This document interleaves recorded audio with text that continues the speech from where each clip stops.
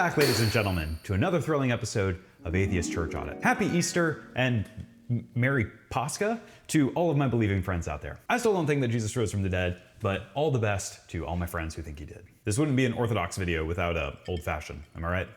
Boys and girls, this weekend has been an absolute doozy. Last week, I went to the Jehovah's Witnesses Memorial of Jesus' Death. This Friday, I went to Duke University for their Good Friday chapel service. I got very little sleep that night. Then Saturday evening, I went and drove way out of my way to a Pascha service, slept in my car for 3 hours, and then went to an Agape Vesper service back here in Raleigh. It takes a lot to get me here, man, but I am all religioned out after all of this. As soon as I'm done filming this video, I'm gonna go play Grand Theft Auto and commit usury. But all the same, let's dive into this Pascha service that I went to today. I had the pleasure of going to Holy Cross Orthodox Church in Kernersville. And I'm not gonna lie, I knew that I wanted to go to a proper Pascha service because last year, if you'll recall, I missed it by like this much. And now that I'm here on the other side of it, truthfully, it seems like a blessing in disguise because I think that had I gone to a Pascha service a year ago, it would have been way too much, way too soon, and I probably would have given it more crap than I will today. So in preparing to go to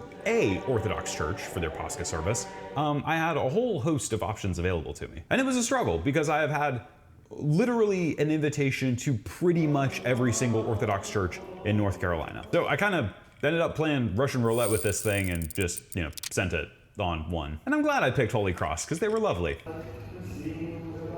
From what I can recall, this is a pretty new cathedral to them, which is not surprising because there are a ton of new cathedrals in Orthodoxy. I don't know if it's a cathedral or a church or basilica, I don't care. But yeah, I drove more than an hour to get to this church, and the service started at 11:30. And can I be so legit right now? I thought, man, it's Pascha, I don't think it's real, I don't believe in any of this, but it's still like, you gotta get into the spirit, you gotta, really give it your all. I wanna experience it for what it is, because I think it's beautiful. So for Lent, it's not vegan, but like it's largely vegan, I think. So there was no way in hell that I was gonna, actually fast meat for 40 days. I eat probably half a cow a week.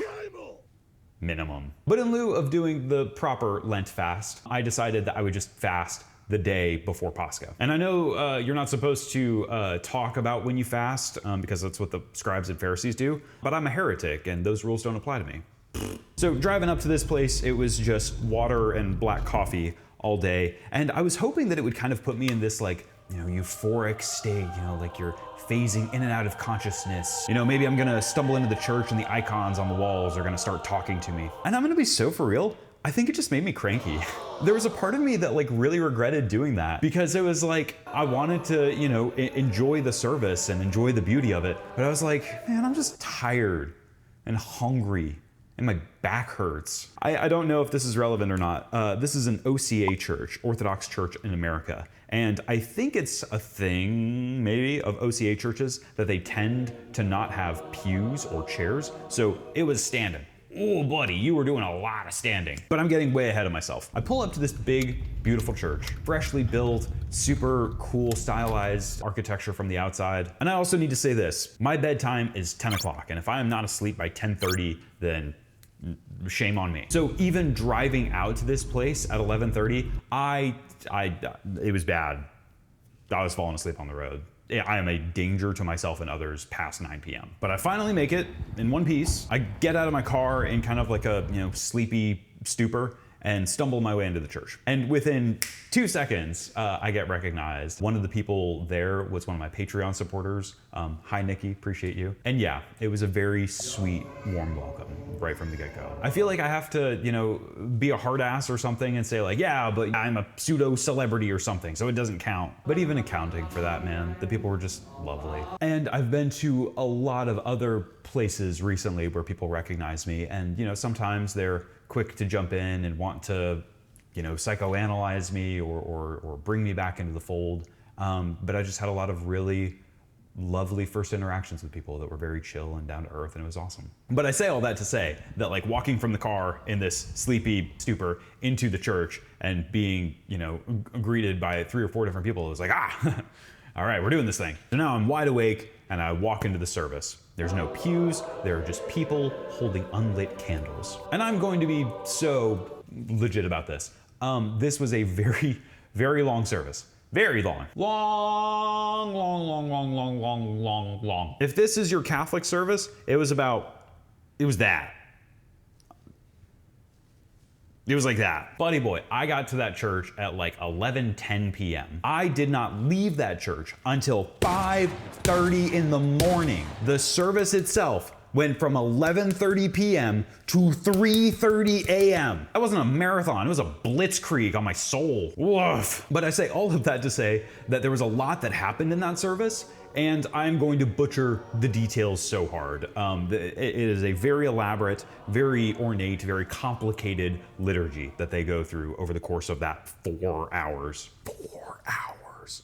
But thankfully, all of it was really beautiful. I had this really cool experience early on of talking to a guy in there. I want to say his name was Joseph, but he was a recent convert, as are a lot of these people. And I was kind of shooting the breeze with him, and he was saying like, yeah, I was raised Southern Baptist, and then was a non-Christian for a little while, and then became Orthodox a couple years ago.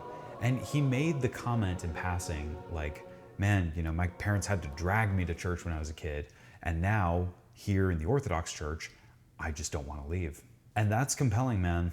That's beautiful and compelling. Even, with as cushy as evangelicals tried to make a lot of their modern services, it doesn't have that same appeal, that same lore as something like this for a lot of people. So at this point, the liturgy starts, and the liturgy is comprised of a lot of chanting and a lot of singing. And the choir here was mwah, chef's kiss. I was told that the choir director here is Juilliard trained. And I don't know how to spell Juilliard, but I think that's pretty neat. In addition to some incredible singing there, you're doing a lot of chanting, you're doing a lot of singing, and man, I was genuflecting up a storm. I probably have divots in my shoulders from how many times I crossed myself. So from what I picked up in the liturgy, it starts in preparation of Jesus' passion and in Jesus' death. It starts in the Old Testament and talks about some of these Christophany passages. So it looks to Jonah in the belly of the whale for 3 days and looks at that as a foreshadowing for the resurrection of Christ, Christ being in the belly of the earth for 3 days. It looks at Shadrach, Meshach, and Abednego, and they're cast into the fiery furnace, and then there's a fourth person in there protecting them. They see that as a Christophany, as a foreshadowing of Jesus. So then early on in the service, all of the lights start to slowly dim as the liturgy goes on. And just like at the Duke Chapel service, the lights slowly dim down, they slowly turn off. And then finally, the last light goes out and it's pitch black in the room. And you're sitting in darkness for a minute. And then up at the front of the church, past the iconostasis, the front door opens and the priest comes out with a single lit candle. He lights one of the parishioners' candles, and then that parishioner lights the candle of another person, and then before you know it, there's a sea of lit candles everywhere, and they are illuminating the entire nave. And it is very cool, and it is very beautiful. And then once everyone's candles are lit, they make a huge procession out of the church, and then they start marching around the church with hundreds of lit candles as they're singing in unison. They make 3 laps around the church, and over again they are chanting, "Thy resurrection, O Christ our Savior, the angels in heaven sing. Enable us on earth to glorify thee in purity of heart." And it was cool, man. Like, even if you don't believe in any of this, it is a cool spectacle to see. And it's clear that this is the kind of reverence that a miracle like this, in theory, deserves. So then this was by far the coolest part of the service, and it caught me a little bit by surprise. The entire congregation is surrounding the priest outside of the church, and then he shouts to everyone, "Christ is risen," and everyone shouts in unison, responding to him and says, "Indeed, he is risen." And then he says it in Greek, "Christos anesti," and then everyone responds in Greek, "Alethos anesti." And then this part, this was magical. The priest slams his fist on the door 3 times.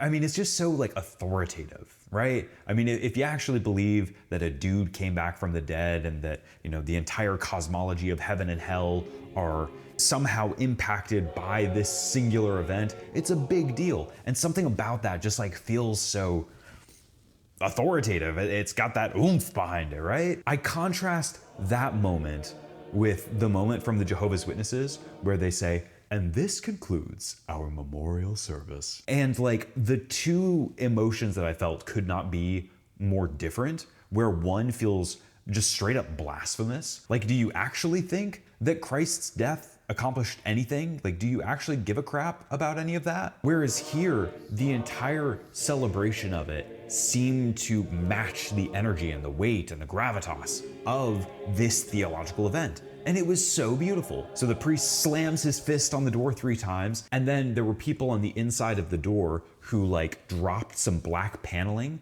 and it like revealed, the inside of the church. So the church was totally blacked out when we walked out, and then you walk back in and it's totally illuminated again. And it's just mwah. Mwah. Man, it's like I've seen so many, church plays and things where like Christians will try to show some sort of visual representation for like how, awesome and cool the resurrection was. And it just never quite scratches that itch. It always feels a little contrived or like a little silly. But this felt powerful. It felt cool. It felt weighty. So then as we make our way back into the church, everyone is chanting in unison over and over and over again. Christ is risen from the dead, trampling down death by death, and upon those in the tombs bestowing life. So at this point, it was maybe 1 a.m. And I was thinking like, oh, it's probably gonna be over soon, right? I heard that there was like a big meal or something afterwards. That's gonna be cool. Maybe I'll be out of here by 2:30. Nope. It lasted for so long. I'm not gonna lie, I was like, okay, I think the cool part of the service has already happened. I wanna leave. Again, like I had not eaten in 24 hours. I was a little bit hungover also. I shouldn't say that. And I was just done, I was tired. I wanted to go to bed. No, but the remainder of the service was very beautiful.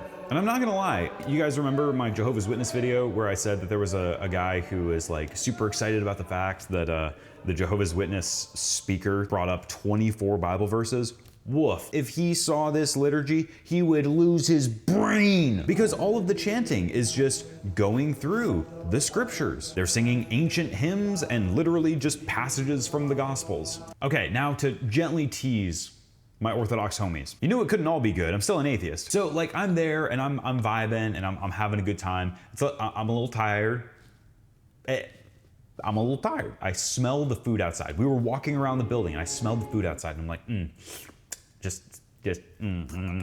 I was very hungry. And I look at my watch and I'm like, okay, cool. 1:30 a.m. It's probably just about over. This is just the epilogue. But I'm looking at my little book here and I'm like, why are we only a third of the way through?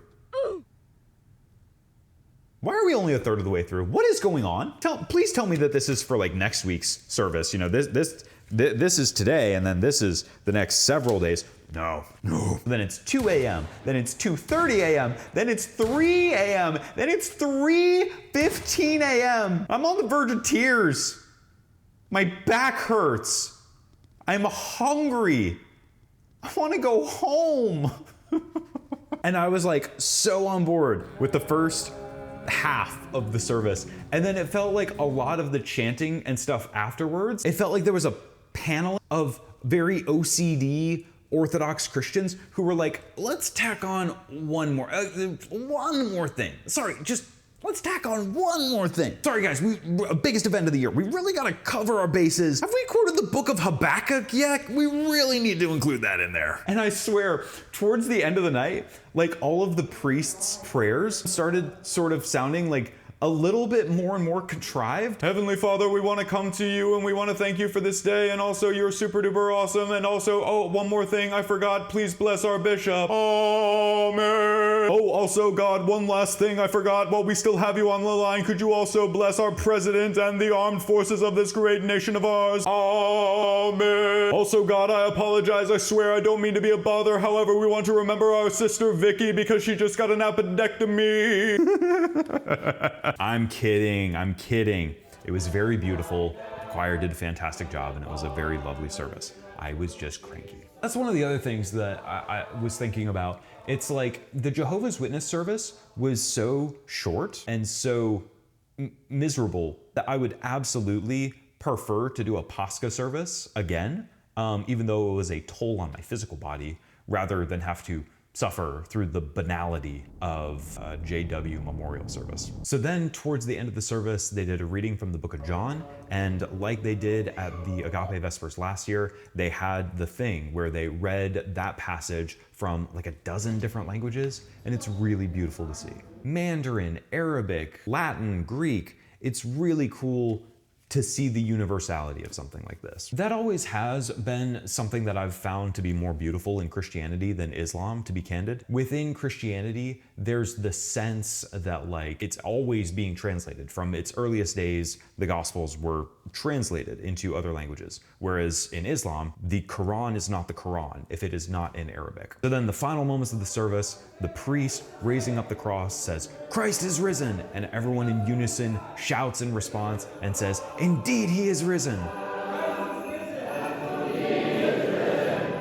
And it's this beautiful, triumphant moment. And even though I don't believe in any of this, I'm happy that people who are living this way and, experiencing this have something that is fulfilling to their souls. I think it's good. And then somewhere around that time, they started handing out, I think it's called friendship bread. That's what I've been calling it. We're gonna stick with it. It's not the actual Eucharistic bread, but it's just bread that you go around and hand people. And so I had a lot of nice people come up to me and said that they had watched my channel and liked my videos for some reason. Please get your head checked. And then with that, we walk outside and have a big old potluck. Oh my God, there was so much food. And it was wonderful. It was awesome. It was like fun. And man, one thing that the Orthodox have on the Baptists, just right out the gate, bourbon. You know what goes down real smooth after a 24-hour fast? Just a big old shot of Jameson. Yum, yum, yum.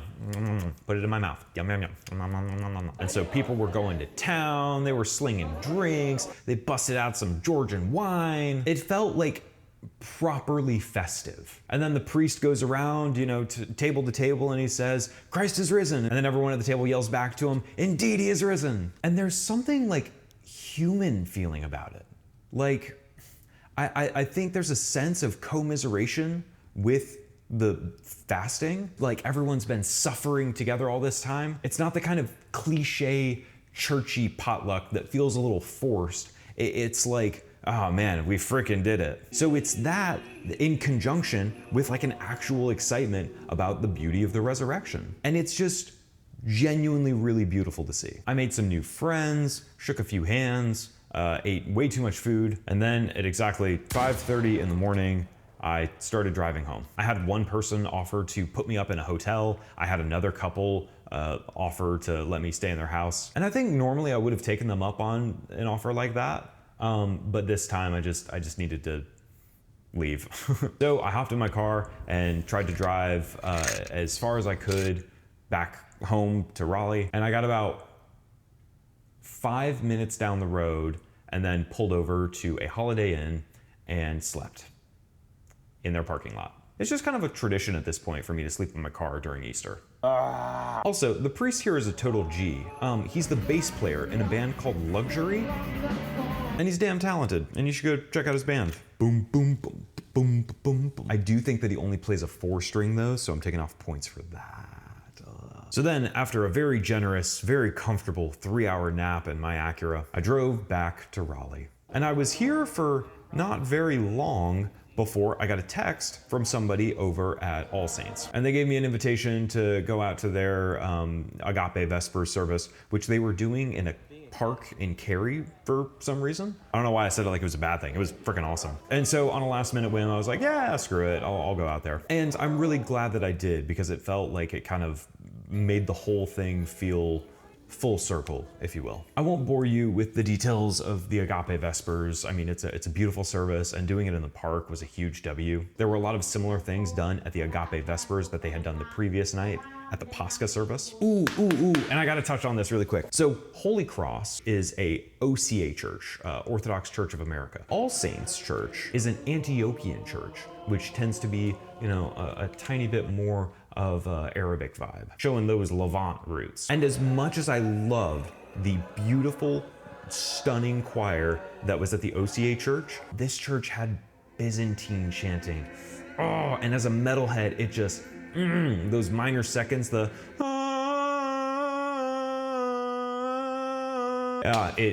it's so beautiful. It's not a contest. Please don't schism. Don't do it.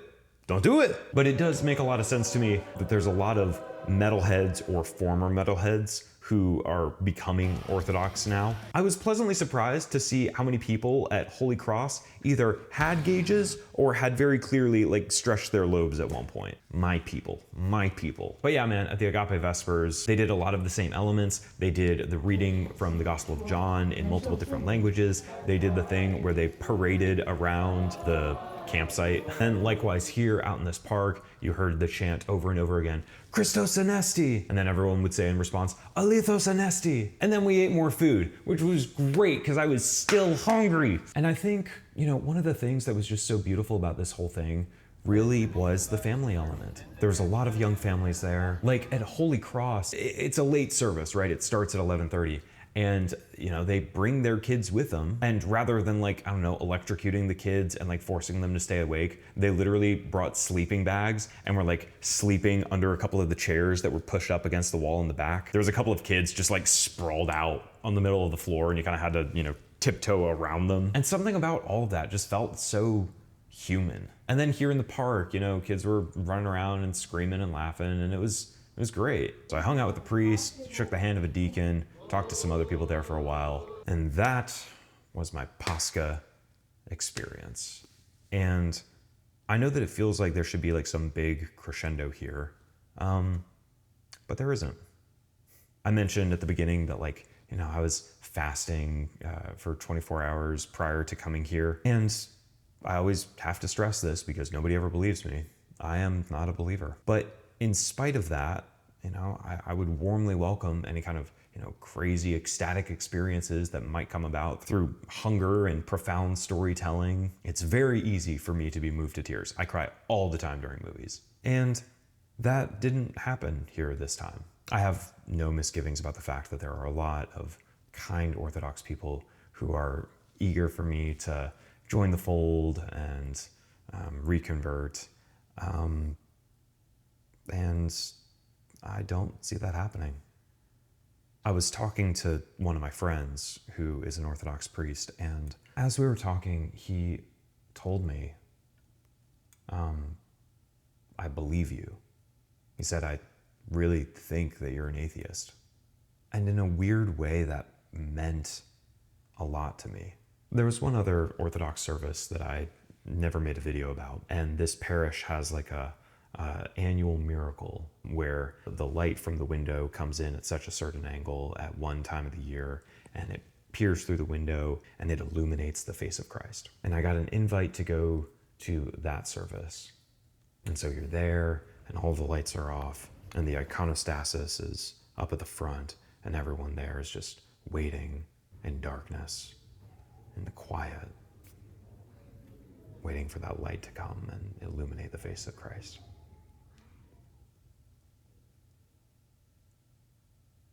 And it was overcast that day. And his face never shone.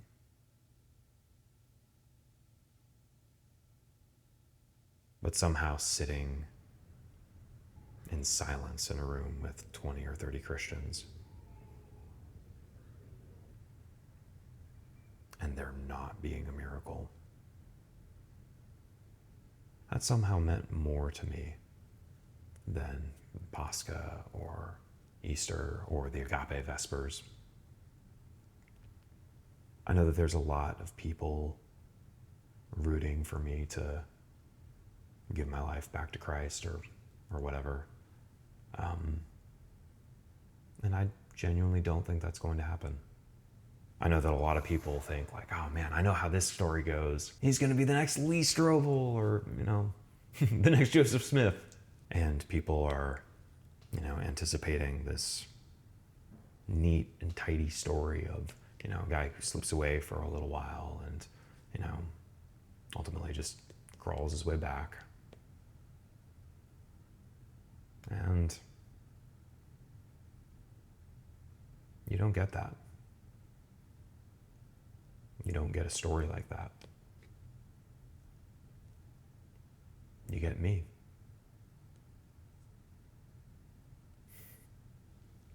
So happy Pascha, happy Easter, happy Resurrection Sunday to my believing friends. My name is Jared. I'm an atheist. Go to church.